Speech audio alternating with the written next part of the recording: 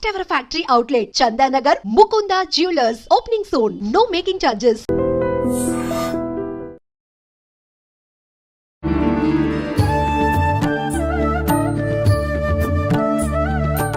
నమస్కారం, welcome to I dream. ధర్మ మార్గం విత్ విజిత కార్యక్రమానికి స్వాగతం. ప్రస్తుతం మనతో పాటు ఉన్నారు సౌర పీఠాధిపతులు హిమాలయ యోగి సద్గురు శ్రీ శ్రీ శ్రీ ప్రభాకర్ గురూజీ గారు. ఇప్పుడు వారితో మాట్లాడి మరిన్ని విషయాలు తెలుసుకుందాం. మనకున్న సందేహాలన్నింటినీ కూడా నివృత్తి చేసుకునే ప్రయత్నం చేద్దాం. హరి ఓం గురూజీ. హరి ఓం. ఓం శ్రీకశ్యపాత్మజం భానుం సహస్రకిరణోజ్వలం సర్వరోగహరం మిత్రం సూర్యదేవం ఉపాస్మహే. ఓం శ్రీ గురుభ్యో నమః. చెప్పమ్మా. గురూజీ, సనాతన ధర్మం అయితే మనం ఇప్పుడు కొత్తగా మాట్లాడుకోవాల్సింది ఏమీ లేదు. సనాతన ధర్మం గురించి, సనాతన ధర్మం యొక్క ఆది అంతం ఎక్కడ ఉందో కూడా ఎవరికి తెలీదు. అంటే ఎన్నో వందల సంవత్సరాల క్రితమే ఉన్నది. కానీ ఇప్పుడు మనందరం కూడా ఎక్కువగా మాట్లాడుకుంటున్నాము. అంటే కొంతమంది యోగుల ద్వారా కావచ్చు, కొంతమంది అంటే ఈ మధ్య కాలంలో కొంతమంది సనాతన ధర్మం కోసం పోరాటం అని చెప్పి మాట్లాడడమే కావచ్చు, ఎక్కువగా వింటున్నాము. కానీ మనం ఆచరించే విధానం అంతా కూడా సనాతన ధర్మంకి సంబంధించింది. ఏం చెప్తారు దాని గురించి? అంటే సనాతన ధర్మం కోసం నేను పాటుపడుతున్నా అని చెప్పి కొంతమంది బయటికి వచ్చి వాళ్ళు చేసే చేష్టలు వికృతంగా ఉండి దానిపైన ఉండే గౌరవం పొయ్యేలా ప్రవర్తిస్తున్నారు కదా. ఎలా మనం సమాజానికి ఎలాంటి మెసేజ్ ఇవ్వచ్చు అంటారు దీని ద్వారా? సనాతన ధర్మం అంటే ఒక డెఫినేషన్ అంటూ ఎవరు చెప్పలేదు. ఈ సనాతన ధర్మం అనేటటువంటిది సంవత్సరాల క్రితం మొట్టమొదటిసారిగా టీవీలో హిమాలయాల నుంచి వచ్చి ప్రస్తావన చేసింది మనమే. ఆ తర్వాత సనాతన ధర్మం, హిందూ అనే మతం లేదని చెప్పింది యోగి ప్రభాకర్ని. అవును. పెద్ద సభల్లో కూడా హిందూ మత సమ్మేళనాల్లో కూడా వాదిస్తూ వచ్చినటువంటిది హిమాలయాల నుంచి వచ్చి యోగి ప్రభాకర్జీ. అప్పటి నుంచి సనాతన ధర్మం అనేది ప్రాచుర్యంలోకి రావడం సహజంగా మీరు చూస్తున్నారు సంవత్సరాల క్రితం నుంచే. అసలు సనాతన ధర్మం అంటే ఏమిటి అనేది దానికి డెఫినిషన్ అంటూ మనం ప్రస్తావన చేసాం. సనాతనం అంటే అది సృష్టికి పూర్వం ఉన్నదని, అధునాతనం పురాతనం అని రెండు పదాలు ఉన్నాయి. కానీ సనాతనం పురాతనం కాదు, అలాగని అధునాతనం కాదు. అధునాతనం అంటే మోడర్న్ ఎరాకి సంబంధించినటువంటి, పురాతనం అంటే ఏన్షియంట్ కల్చర్కి సంబంధించింది. ఒక శక్తి ఆధారంగా ఒక ఉపాధి పనిచేయడాన్ని సనాతనం అంటారు. అంటే శక్తి ఆధారంగా ఈ సకల సృష్టికి మూలాధారం శక్తి. ఈ విశ్వంలో ఉన్నటువంటి అన్ని గ్రహాల దగ్గర నుంచి సృష్టి అంతా పనిచేయడానికి ఆధారమైనటువంటి శక్తి ఏ విధంగా ఆధారమై పనిచేస్తున్నాయో ఆ శక్తి పేరు సనాతనం. అలాగే మనిషి ధర్మం చేయాలి. మనిషి ఏది ఆచరిస్తే సనాతనం అవుతుంది. దోమ కొట్టడం సనాతన ధర్మం, చీమ కొట్టడం సనాతన ధర్మం. అంటే సనాతనం అంటే శక్తి ఎలా పనిచేయాలి. చీమలో ఉన్నప్పుడు చీమ పనిచేయాలి, దోమలో ఉన్నప్పుడు దోమ పనిచేయాలి. ఆ విధంగా చేస్తే అది ధర్మం అవుతుంది. ఇక కాల ప్రవాహంలో మనం చూసినప్పుడు సనాతన ధర్మాన్ని ఎలా చూడాలంటే, పరోపకారార్థాయ ఫలంతి వృక్ష అంటే ఏంటి? పరుల కోసం ఉపకారార్థమై ఫలాల్ని అందిస్తాయి వృక్షాలు. ఆ చెట్టు తినేసింది అనుకో, నావి నేను సంపాదించింది నాకే ఉపయోగపడాలి అనుకుంటే చెట్టు ఒక్క పండును కూడా ఎవరికి అందించదు. వాస్తవం. పరోపకారార్థాయ ఫలంతి వృక్షా పరోపకారార్థాయ వహంతి నద్య పరోపకారార్థాయ దుహంతి గావ పరోపకారార్థాయ మిదం శరీరం. ఇది మానవుడు ఆచరించాల్సింది. అంటే పరోపకారార్థాయ వహంతి నద్య, నదులన్నీ కూడా వాటి కోసం ప్రవహించట్లేదు. అందరి దాహార్తిని తీరుస్తూ నేలని సస్యశ్యామలం చేస్తూ వాటిలో వచ్చేటువంటి సస్యాన్ని మనకు ఆహారంగా అందిస్తూ మనందరినీ జీవనాధారమై నీరు ప్రవహిస్తుంది, తన కోసం తాను కాదు. అలాగే పరోపకారార్థాయ దుహంతి గావ అంటే పరుల ఉపకారార్థమై బిడ్డని కర్కశంగా మనిషి సరిగ్గా పాలు తాగే సమయానికి ఆవు దూడని లేకదూడని లాగేసి పాలు పిండేసి వాడి స్వార్థం కోసం ఉపయోగించుకుంటున్నప్పటికీ పోన్లే నా బిడ్డకి ఆహారం లేకపోయినా వాడి బిడ్డకి ఆహారంగా నేను మారుతున్నానే అని ఆ కరుణా రసమైనటువంటి ఆ నేత్రాలతో ఆ గోవు చూస్తుందే, అది ధర్మం. అందుకే గోమాతకి సాక్షాత్తు మనం శిరస్సు ఉంచి నమస్కరించాలి. ఇప్పుడు నేను నాది అనే స్వార్థం కూడా ఉండాలని కొంతమంది చెప్తూ ఉంటారు. మరి అది ఎటువంటి సందర్భాలలో వర్తిస్తుంది అంటారు? ఇప్పుడు మీరు చెప్పిన దాన్ని బట్టి పరులకు ఉపకారం చేయాలి, ఎంతసేపు నేను నాది అనే స్వార్థమే ఉండకూడదు అని అర్థమవుతుంది. కానీ కొంతమంది చెప్తూ ఉంటారు కదా, నేను నాది అనే స్వార్థం. ఏ సందర్భంలో నేను నాది అనే స్వార్థం కూడా ఉండాలంటారంటే, అసలు పూర్తిగా తన వాళ్ళని వదిలేసి, తన కర్తవ్యాన్ని వదిలేసి, తన భార్య పిల్లల్ని గాలికి వదిలేసి వాడు మాత్రం లోకాల్లో సంచరిస్తూ లోకాన్ని ఉద్ధరించడానికి పోతానంటే కాదు. ముందు వ్యక్తిగత కర్తవ్యాన్ని నిర్వర్తించి, వ్యక్తిగత బాధ్యతలు నిర్వర్తించి, ఆ బాధ్యతలు నిర్వర్తిస్తూ లోకానికి ఉపయోగపడేటటువంటిది శ్లోకము. బయట శ్లోకము అంటే అది కుదరదు. అందరూ సుఖంగా ఉండాలి, అందులో మనం కూడా సుఖంగా ఉండాలి అనుకోవాలి. కానీ నేనే సుఖంగా ఉండాలి, అందరిలో ఎలా ఉన్నా అందరూ నా సుఖం కోసం కోరుకోవాలనుకుంటే ఇది అధర్మం అవుతుంది. ఇప్పుడు శోకాన్ని కోరుకోకూడదు, ఎప్పుడు ఏడ్చుకుంటూ ఉండాలని కోరుకుంటామా? అలా కోరుకోకూడదు అన్నారు. మనం కోరుకున్నంత మాత్రానే శోకం వస్తుందా? మనం చేసుకున్న కర్మలను బట్టి మనం ఆనందపడుతున్నామా, బాధపడుతున్నామా, ఎలా ఉన్నాము అనేది దానిపైన ఆధారపడి ఉంటుంది. ఇప్పుడు నేను బాధపడకూడదు అనుకున్నంత మాత్రాన్ని నేను బాధపడకుండా ఉంటానా? ప్రారంధము ఆగామి సంచిత అని చెప్పుకున్నాం. ప్రారంధ కర్మ అంటే ఇప్పుడు నువ్వు అనుభవిస్తున్నది. అలాగే సంచిత అంటే ఇంకా నిలువ ఉన్నవి. మన రుణాన్ని బట్టే చూడు, బిడ్డ వచ్చిన ఎలా గొడ్డు వచ్చిన ఎలా అంటారు. ఇది సెంటిమెంట్ కాదు. బిడ్డ అంటే ఆడబిడ్డ, మన కడుపును పుట్టిన బిడ్డ, రెండు కూడా. బిడ్డ వచ్చిన వేళ అంటే నీ జీవితంలో మా పెద్దోడు పుట్టాడండి, అప్పటి నుంచి కలిసి వచ్చిందండి అంటారు. అయితే మా చిన్నోడు పుట్టిన దగ్గర నుంచి కొంచెం బ్యాడ్ పీరియడ్ స్టార్ట్ అయిందంటారు. నిజంగా కూడా టర్నింగ్ పాయింట్స్ ఇవి.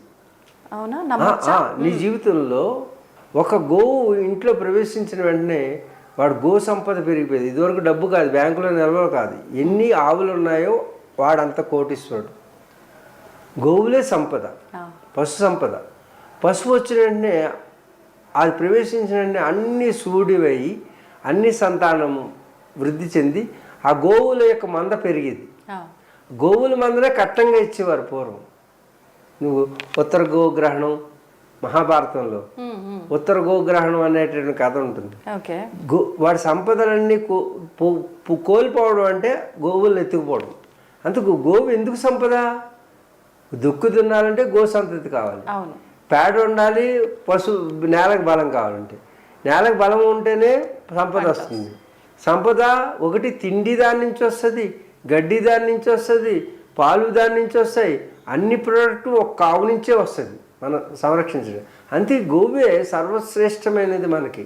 అందుకే గోమాత యొక్క సంతతి వల్లనే ఈ భూమి వృద్ధి చెందుతుంది, లేకపోతే సర్వనాశనం అయిపోతుంది. అందుకే గోవుని కాపాడుకోవాలి, గోరక్షణ చేయాలి అంటుంది. అంచేత పశువు వచ్చిన వేళ విశేషం చేత అందుకే మన గృహప్రవేశానికి కూడా మన ఇంట్లోకి ఆవుని తీసుకువెళ్తాం. ఆవు మీ ఇంట్లో దరిద్రం కానీ నెగిటివ్ ఎనర్జీ కానీ ఉంటే అడుగు పెట్టదు ఆవు. ఆవు అడుగు పెట్టదు మీ ఇంట్లోకి, దానికి తెలిసిపోతుంది. ఆ దుష్టశక్తుల ప్రభావం ఉన్నటువంటి ఇంట్లోకి గోవు అడుగు పెడతాయి. ఒకవేళ దుష్టశక్తులు బలీయంగా లేకపోతే ఆవు అడుగు పెడితే ఆ బలహీనంగా ఉన్న దుష్టశక్తులు దూరం అయిపోతాయి. ఒకవేళ ఆవు మూత్రం కానీ అక్కడ దాని గోమయం కానీ వదిలినట్టయితే మరింత శ్రేష్టమైనటువంటి ఇల్లు అని మనం గుర్తించవచ్చు. ఈరోజు ఇచ్చినటువంటి ఆధునిక టెక్నాలజీ ద్వారా ఉన్నటువంటి నెగిటివ్ వైబ్రేషన్, ఈవిల్ ఫోర్సెస్ని కూడా నువ్వు గోవు ఉన్న చోట ఈవిల్ ఫోర్సెస్ ఉండవు. ఎందుకంటే ఆవు ఆక్సిజన్ పీల్చి ఆక్సిజన్నే వదులుతుంది. ఈ సృష్టిలో ఏ జంతువు కూడా. అందుకు గో సంపదని పెంచుకున్నవాడు కుష్టి వ్యాధి వచ్చినప్పుడు ఈ ఆవు నెమరు వేసేటప్పుడు ఆ నురుగును కనుక రాస్తే చర్మ వ్యాధులన్నీ పోతాయి. ఎలాంటి చర్మ వ్యాధులైనా సరే పోతాయి. అందుకని ఆవు అనేక రకాలైనటువంటి రోగాలను తగ్గిస్తుంది, యోగాన్ని కలిగజేస్తుంది. కాబట్టి ఏ ఇంట్లో అయితే గోవు ఉంటుందో ఆ ఇంటికి దుష్టశక్తులు ఎప్పటికీ రావు. ఇప్పుడు పుణ్యం చేసుకున్న వాళ్ళు అలాంటి వాళ్ళ ఇళ్లలో పుడతారన్నారు కదా, అంటే పుణ్యం చేసుకుంటే ఆస్తుల పరంగా హైలో ఉన్న వాళ్ళ ఇంట్లో పుట్టడమా, ఎలా తీసుకోవచ్చు? యోగం అనేది వృద్ధి చెందాలంటే, గతంలో చేసిన యోగం పరంపర కొనసాగాలంటే అడుక్కునే వాళ్ళు, ఎవరి దగ్గర ఆశించే వాళ్ళు ఈ మార్గాన్ని నిలబడలేరు. ఎందుకంటే వాళ్ళు మోసం చేస్తారు. ఆధ్యాత్మికతను పోషించాలంటే తాను ఏది ఆశించిన వాడై ఉండాలి. అందుకు వాడు ఆర్థికంగా గొప్పవాడై పుడతాడు, నిజంగా యోగ సాధకుడు. కాబట్టి అలాంటి ఇంట్లో పుడతాడు. ఆలయం కానీ ఇల్లు కట్టిన వెంటనే మంచి కానీ చెడు కానీ జరుగుతుంది. భార్య వచ్చిన వెంటనే మంచి కానీ చెడు కానీ జరుగుతుంది. బిడ్డ పుట్టిన వెంటనే మంచి కానీ చెడు కానీ జరుగుతుంది. ఇది ప్రారంధానుసారంగా జరుగుతుంది. ప్రారంధం ఆగామి సంచిత. సంచిత అంటే ఇంకా నిలవ ఉన్నాయి, ఈ జన్మ కాదు, ఇంకా రికార్డెడ్ ఉన్నాయి. అంటే శిక్ష వేసేసినవి ఉన్నాయి. ఇంకా అవి 6 ఫైల్స్ ఉన్నాయి. ఒక ఫైల్ పట్టుకుని వచ్చావు, ఈ 6 సంచిత కర్మలు అంటారు. ఈ 6 తర్వాత 7వది నువ్వు తయారు చేయాలి. అప్పుడు ఇక్కడ నువ్వు చేసే పని 7వది రికార్డు అవుతుంది. ప్రారంధాన్ని అనుభవిస్తూ కొత్త కర్మను ఆచరించు. నాకు ఈ బాధ వచ్చింది కాబట్టి ఈ రోజైనా నేను తిన్నగా ఉండి చక్కటి పనులు చేద్దాం, దానం చేద్దాం, ధర్మం చేద్దాం, యజ్ఞం చేద్దాం, యాగం చేద్దాం, సత్పురుషులతో సాంగత్యం చేద్దాం, దుష్టులతో చేయకూడదు అని ఇప్పుడైనా నువ్వు కనుక మంచి పనులు చేస్తే ఇది 7వ ఫైల్గా తయారయ్యి అది ప్రారంభం అవుతుంది తర్వాత. అందుకే ఈ జన్మను సర్వోత్కృష్టం అన్నారు.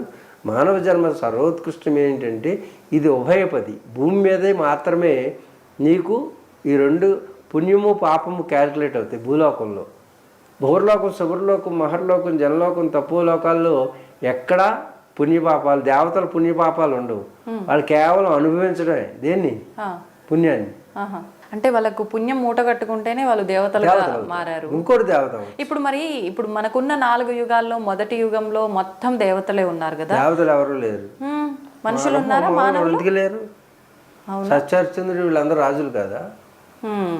ఇప్పుడు సూర్య భగవానుడి వంశం.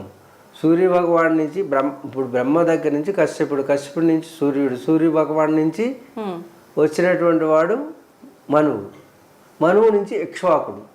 ఆ ఇక్ష్వాకుడు నుంచి రాజు మొదలయ్యాడు రాజ్యం పరిపాలన. ఇక్ష్వాకు కుల తిలక ఇకనైనా వినవయ్య అనే పాట ఉంది కదా. ఇక్ష్వాకు కులం నుంచి మొదలైంది.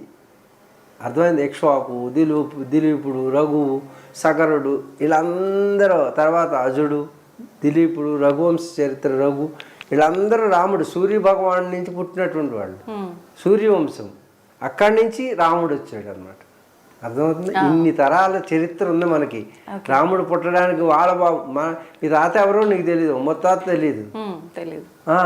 ఇప్పుడు రాముడికి తాత ముత్తాతలు కాదు, ఇప్పుడున్నటువంటి వాళ్ళు రాముడి యొక్క సంతానం ఇప్పుడు కూడా ఉన్నారు. అశోక్ గెహ్లాట్ వీళ్ళు కూడా లవకుశుల యొక్క సంతానం. ఇప్పుడు సెంట్రల్ మినిస్టర్ చేసిన వాళ్ళు ఆల్ డిఎన్ఏ అదంతా. వంశ చరిత్ర రాముడి దగ్గర నుంచి, సూర్యుడు భగవానుడి దగ్గర నుంచి ఉంది. ఇది భారతీయ సనాతన సాంప్రదాయం యొక్క విలువలు.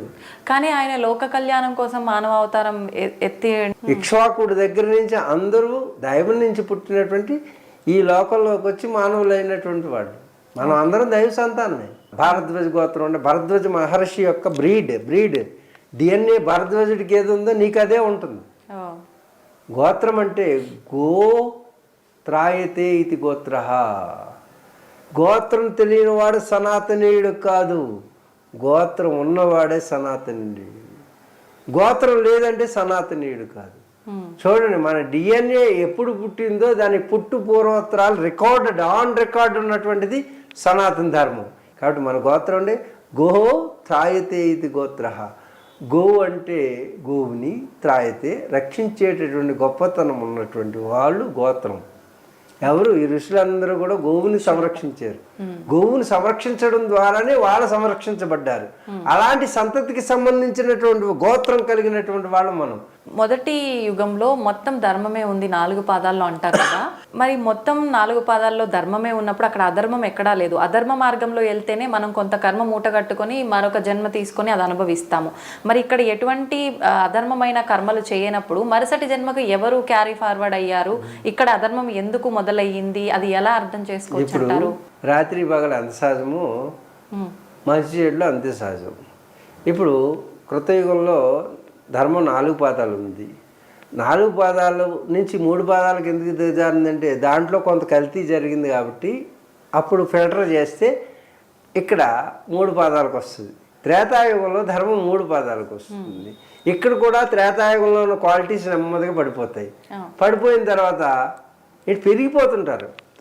ద్వాపరంలో అంతమంది ఉండరు, మనుషులు తక్కువ మంది ఉంటారు. ఈ త్రేతాయుగం వచ్చేసరికి అధర్మం పెరిగింది కాబట్టి మనుషుల శాతం వాల్యూమ్ పెరుగుతుంది, జనాభా పెరుగుతారు, స్థలం తగ్గిపోతుంటుంది. తర్వాత ద్వాపరానికి వచ్చేసరికి చూడు కోట్ల మంది చచ్చిపోయారు. దేంట్లో? కురుక్షేత్ర మహాసంగ్రామం. ఎందుకు? అంత అధర్మం పెరిగిందన్నారు. అర్థమైందా? ఇప్పుడు ఎంతమంది చావాలంటావు కలియుగంలో? ఎలా తరిగిపోతారంటారు? విపత్తులు ఇప్పుడు జరుగుతున్న మెగా భూకంపాలు వస్తాయి, సునామీలు వస్తాయి, అలాగే టార్నడోస్ వస్తాయి, అగ్నిపర్వతాలు పగులుతాయి, ఉల్కాపాతాలు జరగవచ్చు, అలాగే యుద్ధాలు జరగచ్చు. ఇది భవిష్యత్తులో జరిగే చెప్తున్నాను నేను నీకు గతంలో చెప్పి నేను హైడ్రా బ్యాడ్ అవుతుందని చెప్పాను. హైడ్రా వచ్చి బ్యాడ్ అవ్వలేదా? అవ్వలేదా? అంతకుముందు ఏం చెప్పాను? ఇది భాగ్యనగరం అవుతుందని చెప్పాను. అంటే భాగ్యనగరం అంటే అప్పుడున్న నగరం ఎలా ఉందో అలా అవుతుంది, ఇప్పుడున్న నగరం కాదు. అంటే అప్పుడున్న చిన్న చిన్న ఇళ్ళు, మైదాన ప్రాంతం రేపు కాబోతుంది అని సూచనప్రాయంగా చెప్పాను నేను. పెద్ద పెద్ద బిల్డింగ్లు ఏమి ఉండవు. 450-500 కిలోమీటర్ల వేగంతో గాలి వీసవచ్చు, వీస్తాయి అని పూర్తిగా చెప్పట్లేదు నేను. ఇవన్నీ కూడా జరగవచ్చు. అన్నీ అంటున్నారు. భవిష్య ప్రణాళిక మాకు ఉంటుంది. అంటే భవిష్యత్తులో ఏం జరుగుతుందో ఒక గ్రంథం ఉంటుంది అన్నమాట, భవిష్య మాలిక. ఇప్పుడు కరోనా వైరస్ లాంటి వైరస్ రాబోతుంది. 84 వైరస్లు ఇంకా వెయిటింగ్ చేస్తున్నాయి. 84 దానివల్ల ప్రమాదాలు ఉన్నాయి. ఇవన్నీ ఉంటుంది. ఇది న్యాచురల్ ప్రాసెస్ అమ్మా. నీ పరిణామ దశలు అంటున్నాను. ఇవేమి పెద్ద విపత్తులు కాదు. విపత్తులు కూడా నీ పరిణామ దశలో ఒక భాగం. అంతేగాని ఈ విపత్తులు ఇంతకు ముందు రాలేదు, గతంలో రాలేదు. ఇప్పుడు మహాభారత యుద్ధంలో కోట్లాది మంది చచ్చిపోయారు. 18 అక్షముల సైన్యం దాంట్లో పాల్గొన్నవాళ్ళు. మిగిలిన వాళ్ళు ఎంతమంది? కోట్లాది మంది. అలాంటి షష్టగ్రహ కూటమే ఈ ఉగాదికి వచ్చింది. అప్పుడు మహాభారతంలో షష్టగ్రహ కూటమే ఇప్పుడు వచ్చింది. అంటే కోట్ల మంది చచ్చిపోతారు. చైనా అనేటటువంటిది 5% మిగులుతారు. ఇంకా నీకు 35 కోట్ల మంది మిగులుతారు ఈ భారతదేశంలో. ఎందుకు? ధార్మికమైనటువంటి ఒక వ్యవస్థ ఉంది, సనాతన ధర్మం ఉంది. అర్థమవుతుందా? చైనా 5% మిగులుతుంది. అమెరికా లాంటి దేశాలు తుడిచిపెట్టుకుపోతాయి, కానీ అమెరికా అనేది ఉంటుంది. అమెరికా తర్వాత మనకు సపోర్ట్ వస్తుంది. ఇప్పుడు ప్రపంచ యుద్ధం మొదలైన వెంటనే మన భారతదేశానికి ఎవరు సపోర్ట్ రాడు, ఒక్క ఇజ్రాయెల్ తప్పితే. ఒక్క ఇజ్రాయెలే మనకు తోడుగా ఉంటారు. తర్వాత జపాన్ వస్తుంది, మళ్ళీ రష్యా తిరిగి మనకు వస్తుంది, అమెరికా సపోర్ట్ వస్తుంది, లండన్ సపోర్ట్ వస్తుంది. ఇవన్నీ కూడా సపోర్ట్ వచ్చిన తర్వాత సనాతన ధర్మం మొత్తం ప్రపంచం అంతా వెళ్తుంది. 2032 తర్వాత మొత్తం అంతా సనాతన ధర్మం. ఏ మతం ఉండదు ఇక, ఏ మతం వల్ల ఉండవు ఇక, ఓన్లీ సనాతన ధర్మం ఉంటుంది. సనాతన ధర్మం అనేది ప్రపంచవ్యాప్తం అవుతుంది. భూమండలం అంతా సనాతన ధర్మమే అవుతుంది. ఇంకొక 7 సంవత్సరాల తర్వాత ఓకే. ఇది 7 సంవత్సరాల తర్వాత 32వ సంవత్సరంలో చైత్రమాసంలో శుక్లపక్షంలో చతుర్థి తిథిలో శుక్రవారం రోజు నుంచి 7 రోజులు రాత్రి పగలు వర్షం పడుతుంది అని భవిష్య మాలిక చెబుతూ ఉన్నది. అఘోరి గురించి మామూలుగా అసలు అఘోరీల సాధారణ లక్షణం ఏంటో తెలియజేయండి. ఇప్పుడు జరుగుతున్న ఒక అఘోరి గురించి మనం చూస్తున్నాము. వివాహం అని చెప్పి, శారీరక సంబంధాలు ఉన్నాయని చెప్పి రకరకాలుగా. నిజంగా అఘోరీలకు అలాంటి సంబంధాలు ఉంటాయా? ఎవరికైనా సంబంధాలు పెట్టుకోవచ్చు, సాధనకు అంతరాయం కాకపోతే. సాధనలో అంతరాయాలు ఏర్పడేటువంటి ఎలాంటి సంబంధమైనా అక్రమ సంబంధం అవుతుంది. కాబట్టి భోజనం చేసినా అది సాధనకు అంతరాయం కలిగితే అది స్త్రీతో అక్రమ సంబంధం పెట్టుకుంటే అంతో ఇది కూడా అంతే. కాబట్టి ఇప్పుడు అఘోర అనేది ట్రాన్స్జెండర్ అని తెలిసిపోయింది. అప్పుడేమో బట్టలు లేకుండా తిరిగింది అన్నారు, నేనేమో బట్టలు కట్టాను. ఒలువులు లేవంటే ఒలువులు. ఈ మధ్య నేను అదేదో అమ్మాయిని తీసుకెళ్ళారంటే నాకు 100 సార్లు చెప్పి ఆ అమ్మాయి నేను 3 నెలలు 4 నెలల నుంచి మాట్లాడలేదు ఎప్పుడు. ఎందుకంటే ఈ కాంట్రవర్సీగా తయారవుతుంది మీడియాలో అనేసి నేను ఇంకా వదిలేశాను. వదిలేసి తను ఏడుస్తూ మెసేజ్లు పెట్టింది నిన్న. పెడితే నేను మళ్ళీ మాట్లాడాను. బాపు అంటది, తండ్రి అంటది, మీ ఆజ్ఞ ప్రకారం నేను ఏం చేయాలని చేస్తాను, మీ మాట మన్నిస్తాను, నేను సొంతంగా నిర్ణయాలు తీసుకోను అని ప్రమాణం చేసిన తర్వాత నేను మాట్లాడాను. ఇప్పుడు కూడా మీడియాలో మాట్లాడింది. మాట్లాడితే ఏం చెప్పింది, మీ ఆదేశ ప్రకారం నేను ఎప్పుడు కూడా ఈ అమ్మాయిని దగ్గర చేర్చుకోను, అలా అయితే నేను మాట్లాడతాను. ఒక సాధకుడికి కూడా అమ్మాయి ఉన్నది అంటే అది లోకం హర్షించదు. నువ్వు పురుషుడివా స్త్రీవా అనేది కాదు. తల్లిదండ్రుల యొక్క ఆజ్ఞ లేకుండా ఎవరూ సాధన చేయకూడదు. తల్లి తండ్రి జన్మనిచ్చారు కాబట్టి ఆ తల్లిదండ్రులకు మాత్రమే హక్కు ఉంటుంది, గురువుకు కూడా హక్కు ఉండదు. తల్లిదండ్రుల యొక్క అనుమతి ఇచ్చిన తర్వాత గురువుకి తప్ప తల్లిదండ్రులకు హక్కు ఉండదు.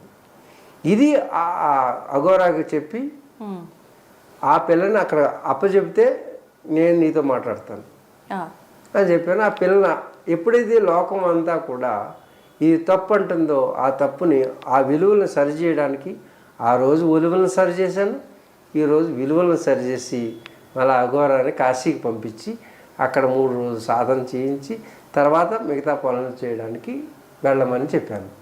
ఇది జరిగింది. ఇప్పుడు ఆ అమ్మాయికి హెచ్చరిక టీవీ ద్వారానే చెప్పించాను. ఆ అమ్మాయి తల్లిదండ్రుల యొక్క అనుమతి లేకుండా అఘోరా దగ్గరికి వెళ్ళకూడదు.